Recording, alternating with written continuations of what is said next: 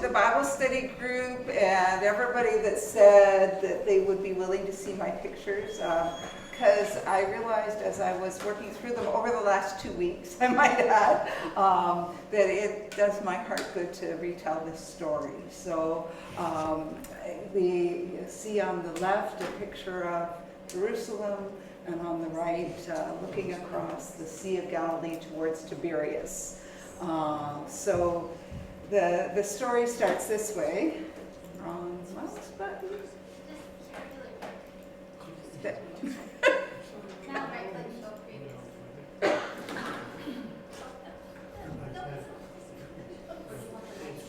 Lisa, apparently.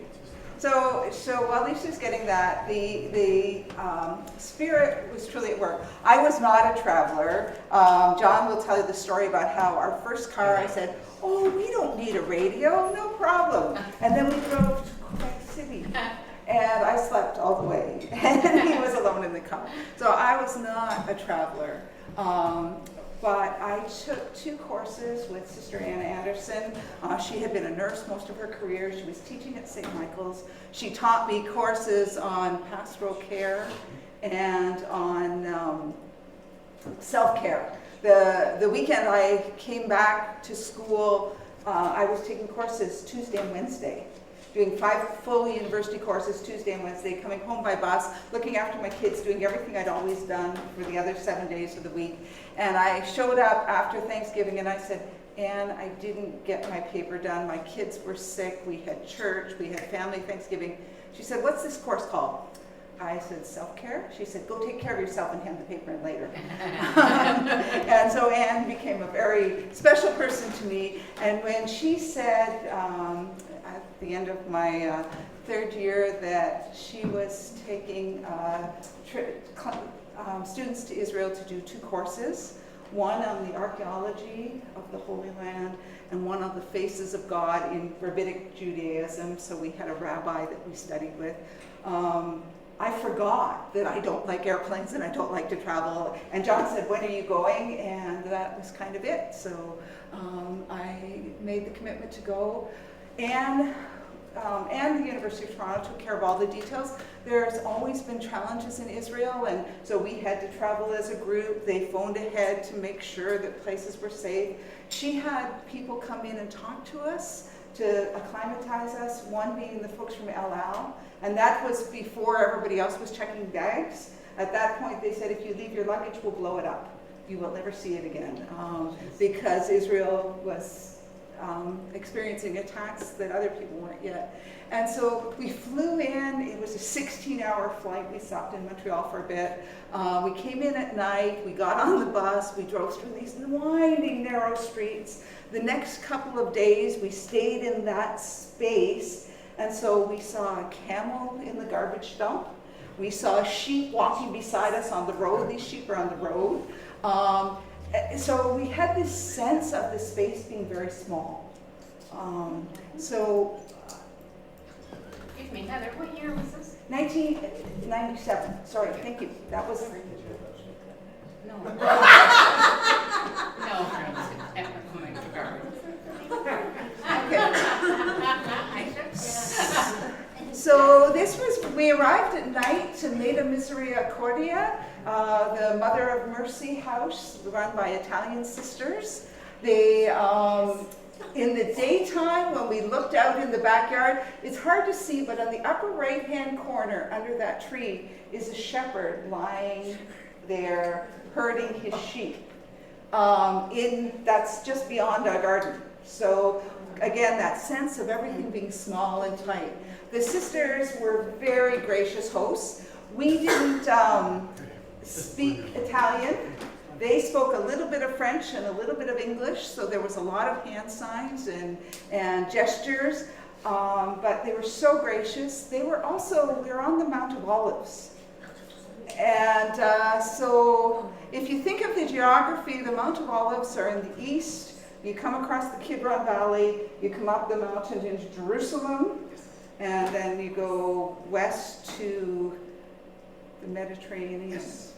Okay?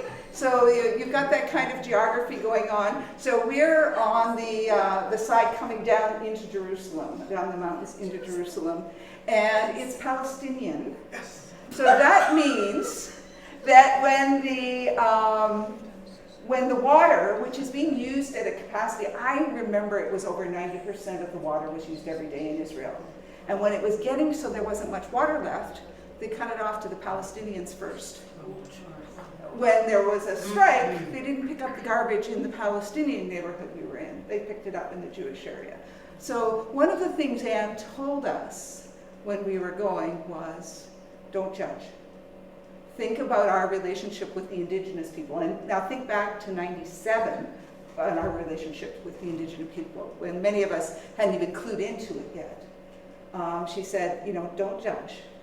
Just be there. And so we burnt out their water pump a couple of times because we used water when we shouldn't have, because of this situation that was going on. So my room of the 30 days, we were away for 7 days in the kibbutz at the bottom, my room at the top, and I put the dining table there because we've still got this very small perspective, right? Everything's been tight, camels in the middle of the city, garbage dumps right where you can see them. And so one night we had this supper, and it was this meat, and nobody could decide what the meat was. And I don't know whatever possessed us, a group of theological students, some Catholic sisters, and we said, well, it can't be lamb, I know, because I can taste lamb and goat. I don't eat lamb and goat willingly. Sorry to the farmers. And it was obviously not pork. We're in Israel, so there won't be a ton of pork. But there was no place to raise beef cattle, so unless they're shipping it from Israel, it's probably not beef. I don't know what we're eating. And somebody said, maybe we're eating shepherd. And we had people that didn't eat meat for the rest of the trip because we were messing around. Then we get into Galilee, and of course there's all kinds of beef cattle. There's lots of space for grass. But that just gives you a sense of how narrow your perspective can be depending on what you're seeing. So my slides aren't the right size. So.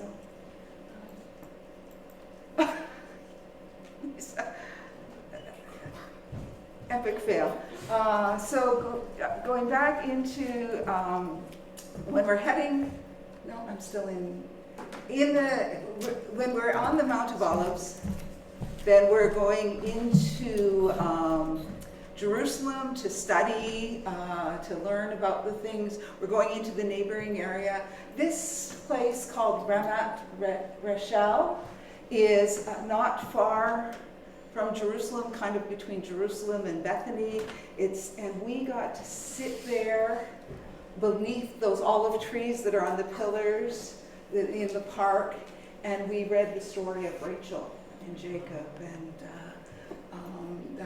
to just hear that story in the land where it happened. And you can see the houses, I didn't know, but mostly it's limestone, so you see a lot of white buildings from the limestone.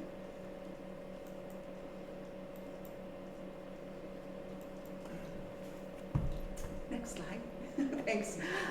One of my favorite churches, the Church of the Paternoster, the Lord's Prayer.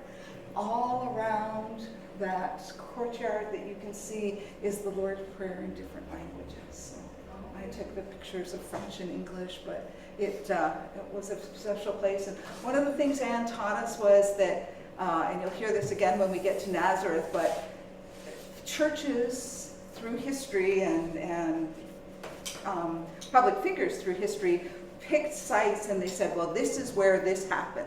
This is where that happened. And then there'd be an archaeological dig and somebody else say, no, it actually happened here. But what Anne would say to us is, now do you think if people have been praying there for 2,000 years, it's not a holy place? And so we came to places as holy places, wherever we were. One of my favorite parts of the trip were churches built by and designed by Antonio Barluzzi, an Italian monk priest, who designed churches to tell the stories of the places they were. So this is called Dominus of Flevet, and Flevet is teardrop. It's the place, it looks from the Mount of Olives over to the Dome of the Rock in Egypt, and in Israel, in Jerusalem, and it's shaped like a teardrop because Jesus wept over the city. And down below is the story of the God gathering us like a mother hen, gathering her chicks. So you see that, you look out the great work, and you see Jerusalem. So here Jesus cried. In the upper corners, there's these little, his attention to detail, there's these little vases or urns that go up out of the four corners of the building. And they're to remind you of tear urns that women wore. And the story was that when a man went to war, he gave his wife a little urn that she wore around her neck, and she was to collect her tears. And it would only take salt water. It would only take tears. You couldn't fill it with water, so if she hadn't cried enough tears when he got home, he knew she wasn't faithful. But it was those kinds of stories that you never get to hear, like, that were so amazing. So this is Antonio Barluzzi. I did my paper on because I was so in awe of his buildings. So we stayed on the Mount of Olives. This was the Mount of Olives up in the left corner. You've seen this picture before. It's the Garden of Gethsemane, they believe. And this church, the Church Volnatans, another Barluzzi church, inside, many of the Catholic churches in Israel are paid for by Catholics around the world. So on Good Friday, they send special offerings to maintain these churches. So inside this church, there are pictures of all the flags of the world. So there's a Canadian flag, an American flag, a German flag. And he always integrates all of those kinds of things into his building. And then the Mount of Olives, as you can see, same view as from Dominus Flevet. You're looking across to the city of Jerusalem, to the Dome of the Rock. So remember, the dome is a Muslim mosque that is built on the site where the temple was. And that will become more important later, even though it's on your finger card now. And the graveyard that you can see is where many, many Jewish people have been buried. They are always buried by sundown because it's of the heat of the land, and there was no way to preserve, and so they're put in those burials, those flat tombs. And people put stones on them. If you've seen Schindler's List, they put stones of remembrance on. They have air holes in them so the bodies dry quickly. And the belief is that we talked about in the story of Lazarus was that the spirit stays around for about 4 days after burial and then leaves. That's the Jewish tradition. So this is a place of the spirits. Another amazing church, the Church of the Holy Sepulchre. I can't even do this justice because my memory only has little snapshots. I believe there's 24 different churches that have spaces in here. And so there'll be a really big space with a Catholic church, and there'll be a little Armenian church, and they've all got little chapels and spaces. The one on your left is the Eastern Orthodox. And I always think of Catholic churches being very ornate here, the Orthodox churches where everything was glittery and gold and metallic. And then in the back you can see another image of Jesus on the cross. And this was believed my colleagues are touching this stone that they believe would be the stone that Jesus laid on. Now, again, that's where Anne would say 2,000 years of people worshiping there, it's a holy site. Is it the stone? Maybe, maybe not. But this church may be built on the spot of Calvary.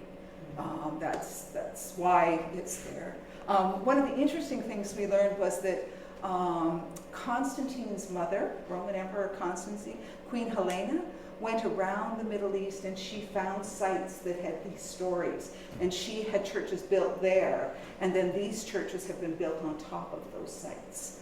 So she was one of the early people that helped preserve the stories and the history.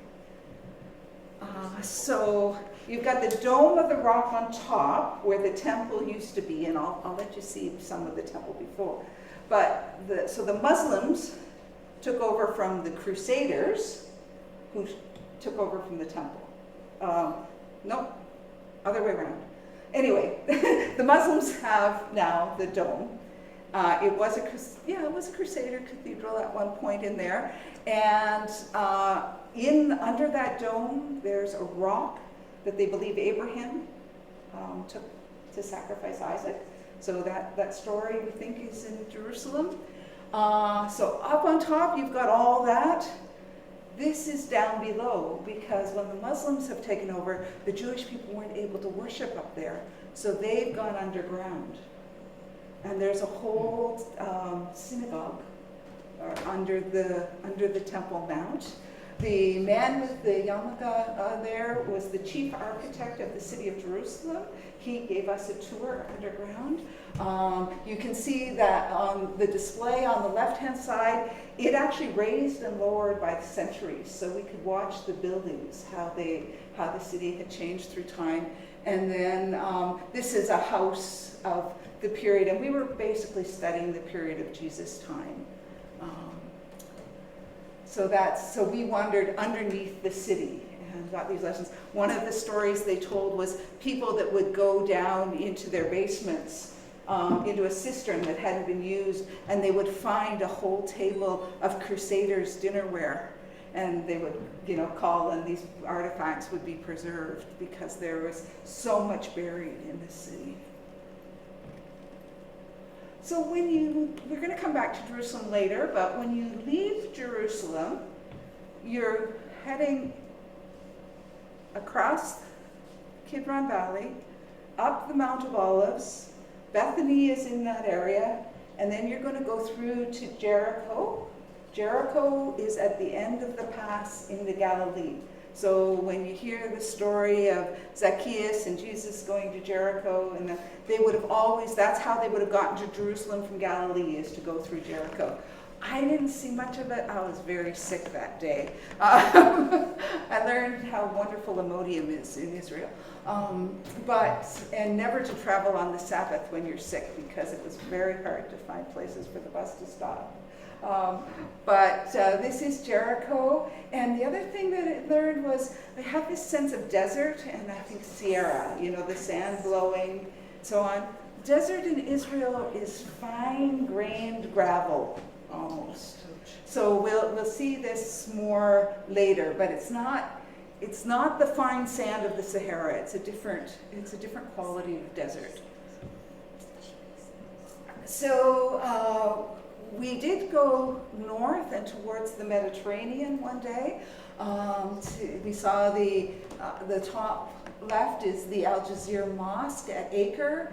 But the other place we visited was Caesarea Maritima, and it gives us a taste of Rome in the time of Jesus. So the huge aqueduct that my friend Jessica is walking underneath that carried water to the city, the Colosseum. Remember Herod the Great was the first one to, in his time, they figured out how to harden concrete under the water so they could finally have piers on the Mediterranean. Before that, they had to use Israel as a land bridge because they couldn't ship. So Egypt, south, Syria in the north, you have to go through Israel as a land bridge. Camels were the ships. But now in Herod's time, they can build these ports. And so Caesarea Maritima becomes important. The stone that you see in the middle, the way they date things in Israel is they flip up a stone in the Colosseum and they look and it says Pontius Pilate on it. And it's got a date. Whenever a new governor would take over, they'd knock down all the old guy's stones and they'd reuse them. And so they, from time to time, they'd find this history underneath the seats of the Colosseum. So we went north to the top end of the Sea of Galilee. And at the top end of the Sea of Galilee, you've got the source of the River Jordan. So we have dry areas, we have mountainous areas, but here we have this area that just fills your heart. The water and the goodness. The ancient people worship the god of Pan in those caves, but we were really interested in the water. And the gift about our trip, because we were there so long, we were watching these tour companies run from event to event, and you could just see them, oh, we got to go, and we'd get to sit down and we'd read a Bible story, or we would sing hymns, or we'd listen to another group sing hymns. And this was one of the very special days, and you'll recognize that picture at the top because it's a favorite of mine that I've used often. Somebody got a bingo over here. Oh, cool. Brian's in charge of the Bingo!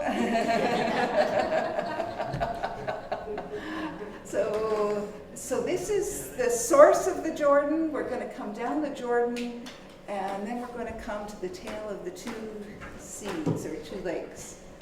Now, actually, just before you do that, how big do you think the Sea of Galilee is? It's called the Sea of Tiberias, it's called the Sea of Galilee. How big does it seem like? If you were going to pick a body of water to compare it to, what would you?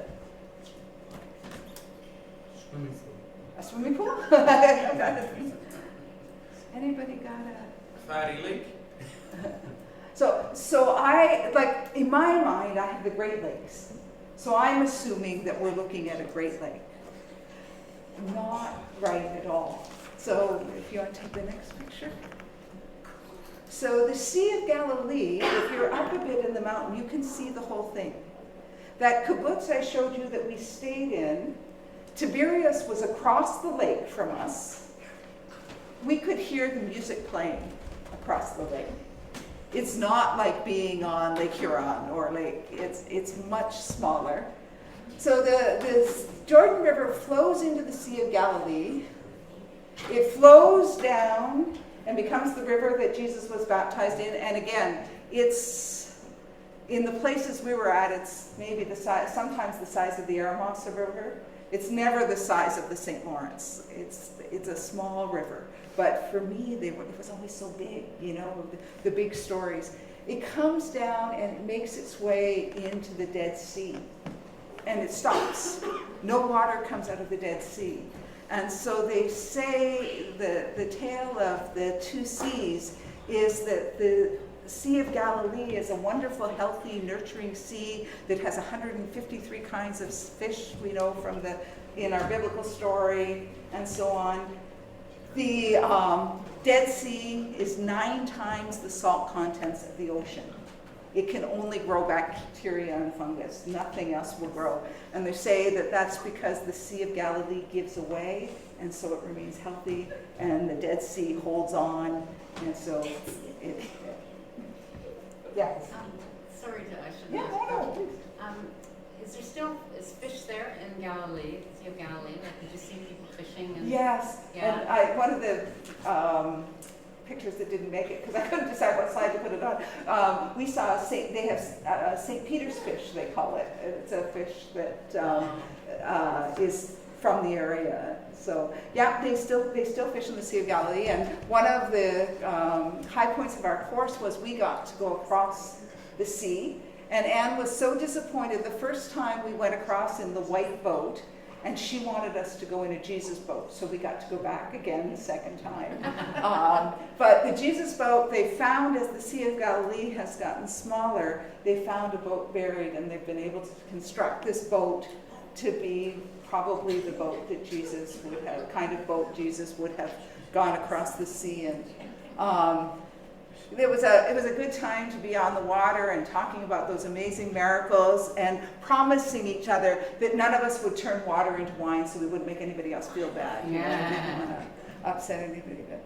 And we did have a bit of fun at the Dead Sea. We paid our shekel to go in and change, and then we thought, we're not paying another shekel. So we held up towels on the beach, and we struggled into our towels, and then we found out that if you changed inside, you could go back in and change. But not speaking the language, it didn't always translate. The fascinating thing about being in the sea is when you lie down, it's very hard to get your feet down.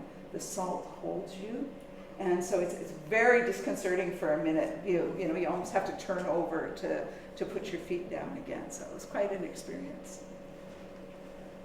So in Galilee, one of my favorite places was Capernaum, and I could have put these in a different order, but so Peter and Andrew, James and John were from Capernaum, and this, as I said, St. Helena found places, and so you see down here in the bottom right, the foundation, they believe that was Peter's house.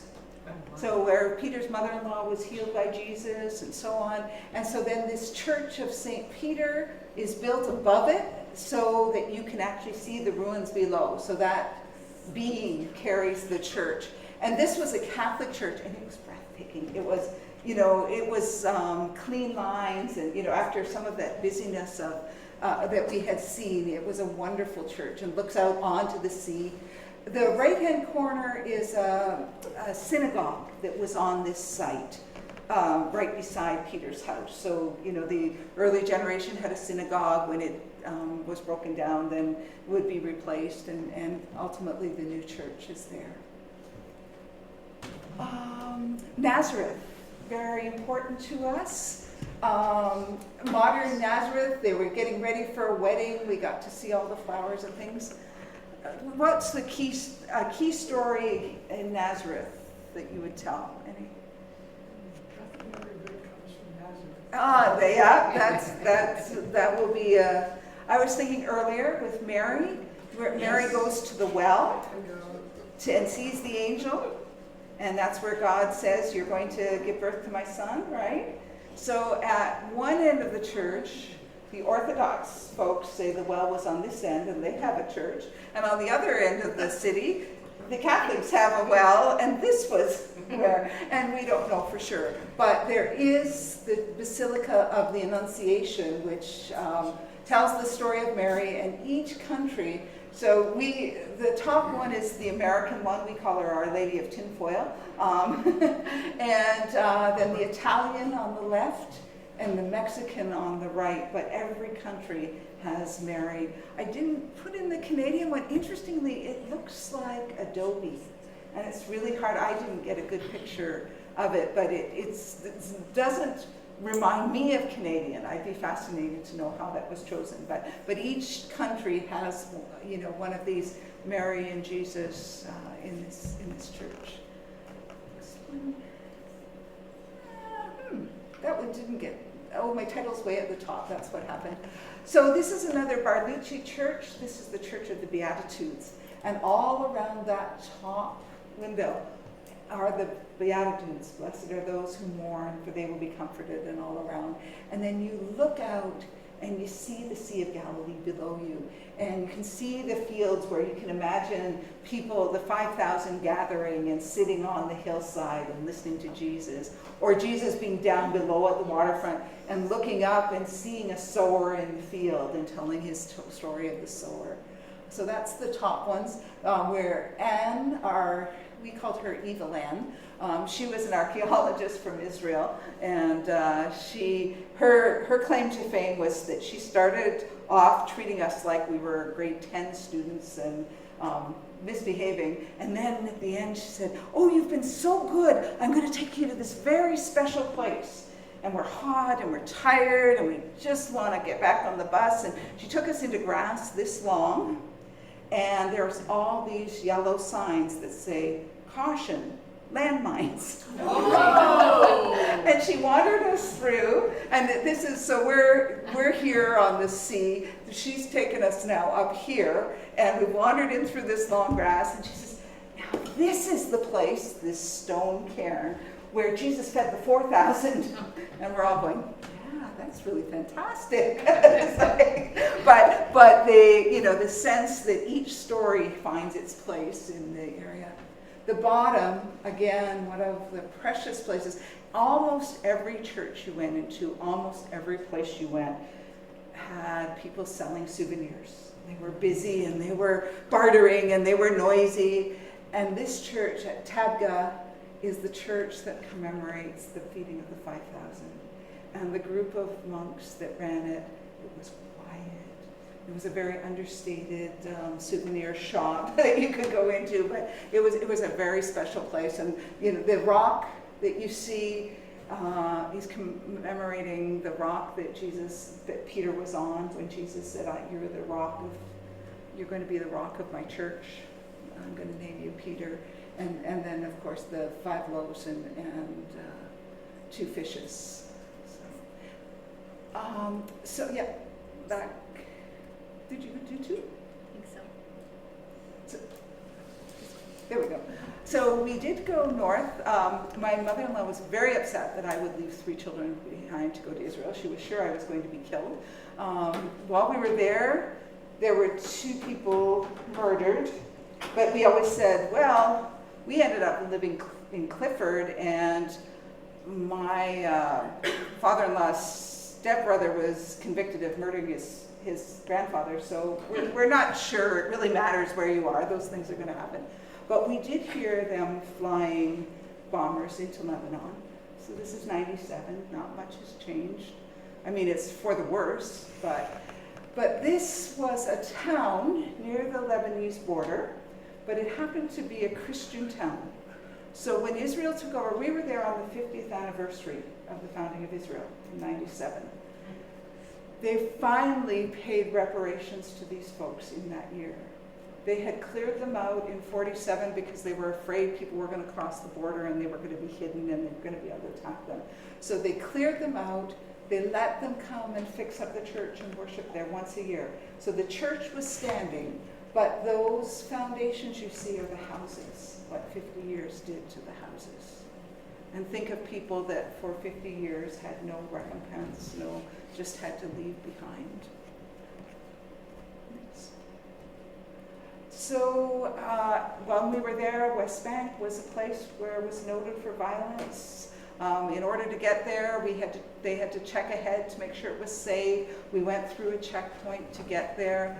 And then our driver, Aaron, a wonderful Jewish man that drove us, dropped us off at the top of the hill, and we walked down this street, and we saw the laundry hanging, and we looked out, and we're supposed to be in this violent area, and it was the most peaceful, quiet day that we had.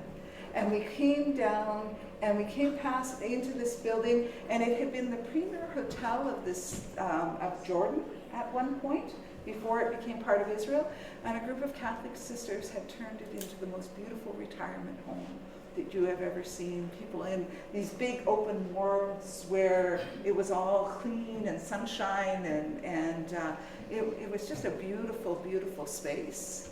And then we continued down the road, and we went to Kababy. And Kababy is one of the sites that's considered a place where the Road to Emmaus story might have taken place.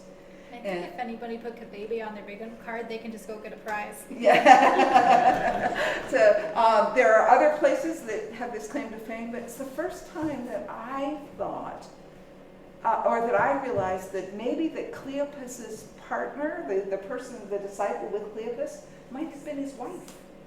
I had never thought of that before, but here it is commemorated in the windows, Jesus walking with them, Jesus breaking bread with them, and then Cleopas and his wife rushing back to Jerusalem to share the good news. And inside, that's the windows, inside the story is told in the statue at the front. So that was on the West Bank as well. And then we come back to Jerusalem. So Jerusalem, was a walled city originally. So you have the old city that's within the walls, and one of the ways in from the east is the Damascus Gate.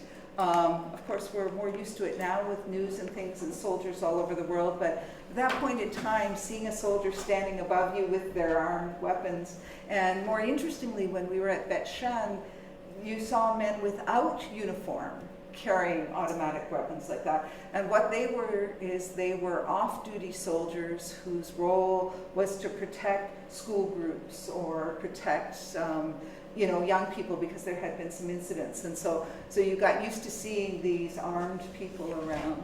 But for the most part, they were pretty friendly, didn't mind us taking pictures. And of course, at the gate, there's trading going on and people going into the walled part of the city this way.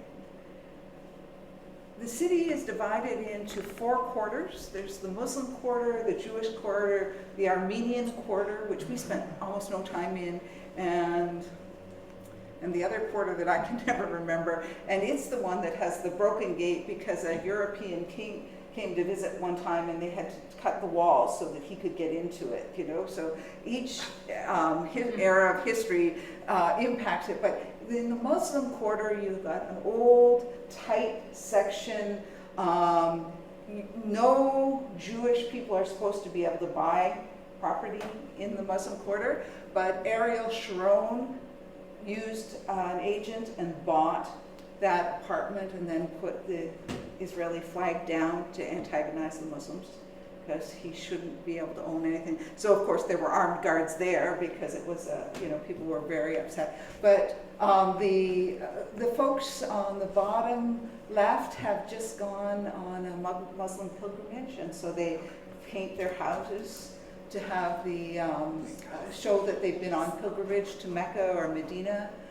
We've got the people selling things. The top left-hand corner, I don't know if you can see it, but we saw this old ancient building and we were so amazed by it. And we looked in and it was a pinball spot. So, it was interesting. The folks I was with, the other piece that I didn't put in was we spent most of our time in the old city. We were studying that era. And some of the folks I went with were just incensed because we saw signs for Toys R Us and 7-Eleven, and they didn't think they should be allowed in Israel because they wrecked the landscape. But as soon as we had an afternoon off, we all headed up the hill to Burger King in the city.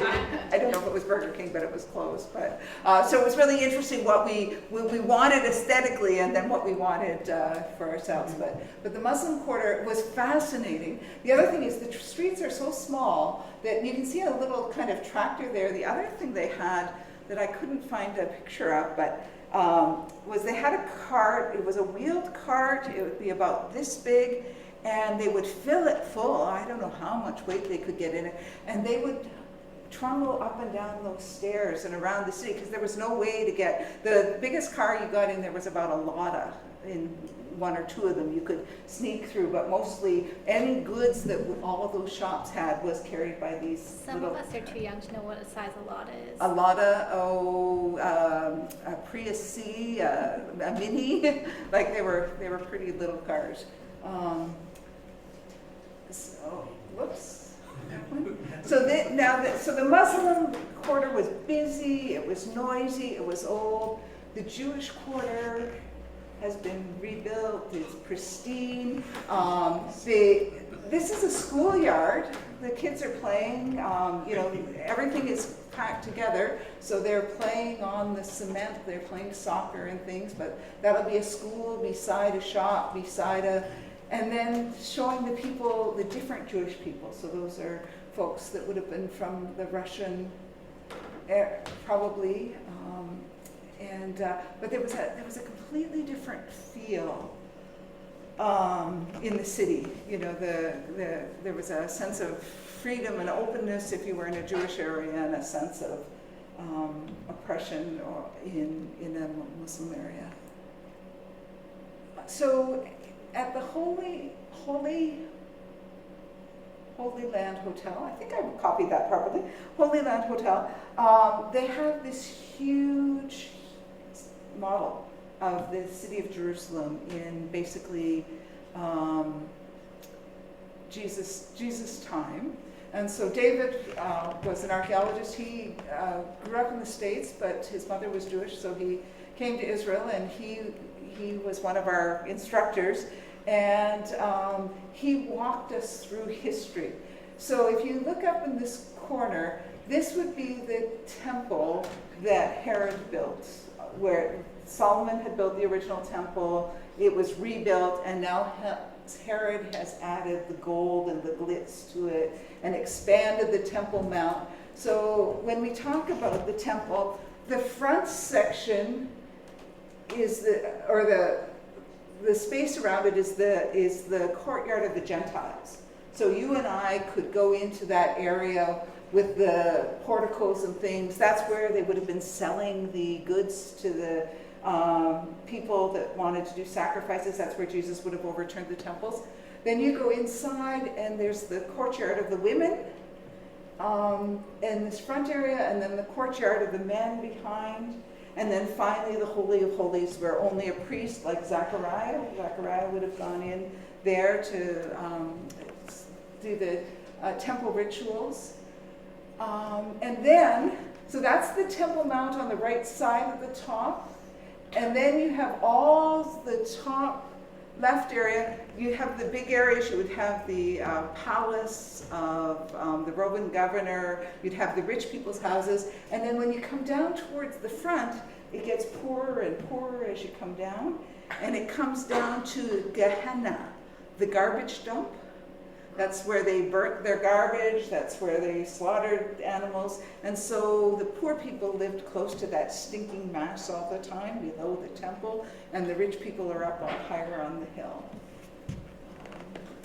So then the actual remains of the temple, this wall that you see on the top, that's the one facing towards the Kidwan Valley. That's and you can see the bottom right.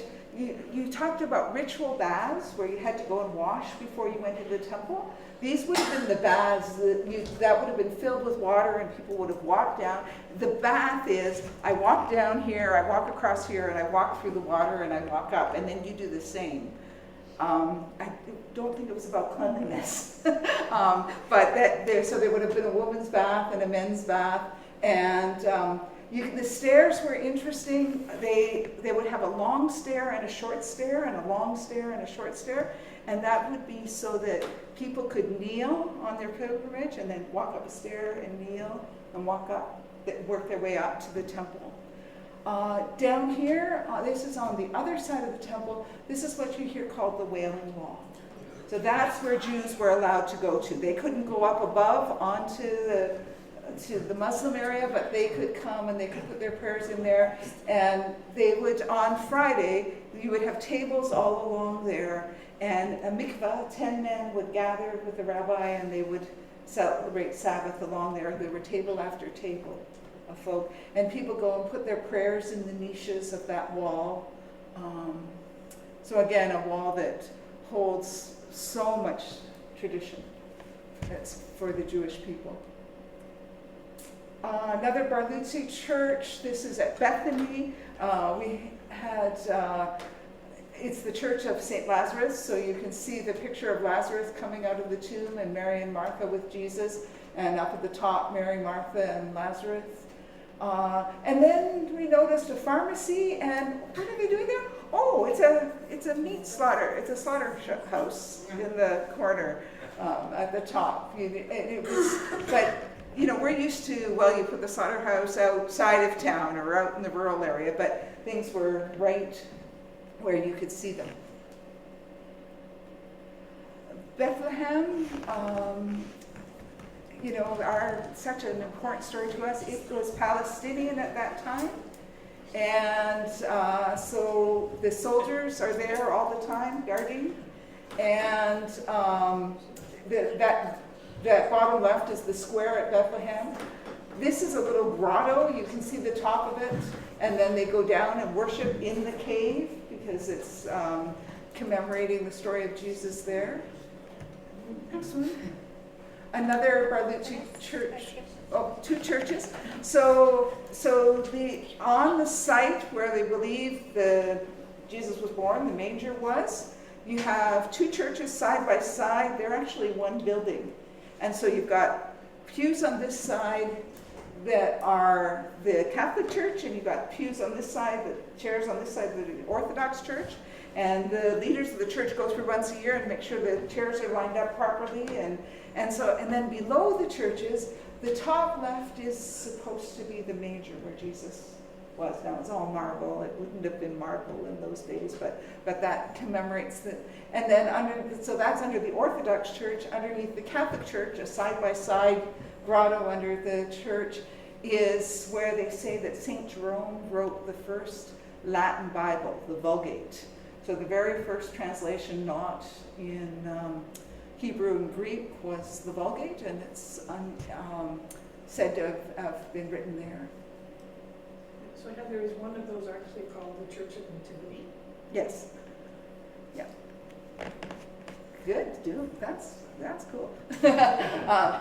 So, and then this another Barluzzi church meant to look like a tent, the Church of the Angels or Shepherd's Field, and of course you've seen those pictures again because they're favorites of mine. They go around the outside telling the story of the angels coming to the shepherds. And is that the last slide? Yeah. So it was an absolutely incredible 30 days. I could probably talk for another 2 weeks. But it was the story. First of all, it was my perceptions being readjusted. You know, things like the size of the Sea of Galilee and so on. But when I tell you a story, I go to these places. Like it became rooted. And the slide at the beginning, I called it the fifth gospel. I had picked up a book that said that there's 4 gospels, Matthew, Mark, Luke, and John, and then there's the land itself that holds the story. And so, you know, that sense of the land and the people being the fifth gospel, carrying the good news. So that's a whirlwind trip to Israel. Oh, and unless you want to hear the story about my wallet being stolen, because that's a pretty cool. There was a very persistent postcard salesman holding the postcards, and when I looked down after he was gone, my wallet was gone out of my pouch. And we were on our way to the new city because I had ordered necklaces for the girls and I, and we were picking them up. And I said to them, my wallet's been stolen, I don't know what to do. And we said, well, I guess I have to go to a police station. And so my dear friends all went ahead of me, and I went back by myself, which is interesting. I learned a lot of things I could do in Israel, and I ended up in this tiny little police station, smaller than the office. And there was this man in kind of fatigues, and he spoke English, and he said, oh, you need to talk to the detective or whatever. So we went upstairs into this little tiny room, and they're saying, the detective is speaking Hebrew, and then it's being translated. Now, what did you have in your wallet? And that's when I knew I shouldn't have been traveling, because I had my library card and why did you take your library card to Israel? I don't know, but I gave them my big long list, and I didn't have my passport in there. I had my passport. And so we went, my necklaces were paid for, I picked them up. We were about 2 days from coming home. And I had lent people money, so they gave me money back. And so I had everything I needed to get home. And John canceled my credit cards and got the new one in the mail as I got home. So he picked me up after 36 hours with no sleep, and we took the passport and the credit card to get my license, and then we took the 3 of those to get the next piece of it. And then I had it stolen 6 weeks later in a church in Kitchener. So, just to keep balance, just to remind ourselves that it was the world over. But yeah, so that was the... Thank you so much for doing this, Heather. I'd always wanted to go to the Holy Land, ever since I was a child, I think. And with all the turmoil there, and kind of think, well, maybe not the place to go, but it was just great. So wonderful you were there and to share your pictures like it. It's just great. Thank you for doing it. We had friends who went to Israel, and I think it was a bit of a cultural tour. But did you, at that time, I think maybe that would have been the last 10 years, so they talked about the greenhouse industry. In 97, did you see any sign of greenhouses or anything like that? We didn't. You weren't out? We didn't spend a lot of time on agriculture, so but what we saw more was the kibbutz, and they reclaimed so much of the desert and things. So we saw farms and things, but we didn't see the greenhouses at that point.